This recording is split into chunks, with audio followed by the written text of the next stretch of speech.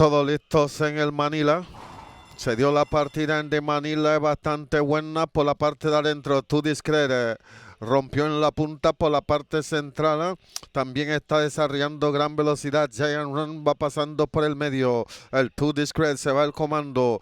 Va dominando el comando por un cuerpo claro. Giant Run está en el segundo lugar. A 3 largos tercero. Viene avanzando Rappel. A cabeza de Rappel va quedando de cuarto. Strike Midnight en el quinto lugar por dentro. Se está acomodando.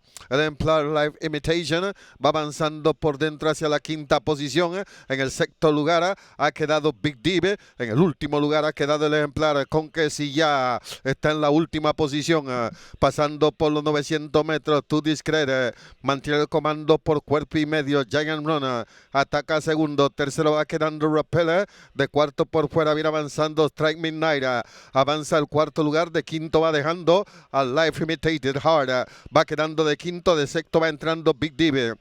Acercándose a la recta final, Too Discreet mantiene el comando por un cuerpo por fuera. Giant Runner va atacando segundo, de atrás va pasando Strike Midnight, viene avanzando, pareo con Big Dive, que viene cogiendo el paso también por fuera. Strike Midnight va avanzando contra el Giant Runner. Strike Midnight y Giant Runner están bateando en el comando. Giant Runner, una cabeza en el comando. Strike Midnight ataca por fuera. Giant Runner dominando con John Velázquez, 3/4 de cuerpo, medio cuerpo, un cuerpo entero. Giant Runner con John Velázquez se gana de Manila y su cuarta olla. Segundo está arribando Strike Midnight. Tercero adentro está arribando Rappel.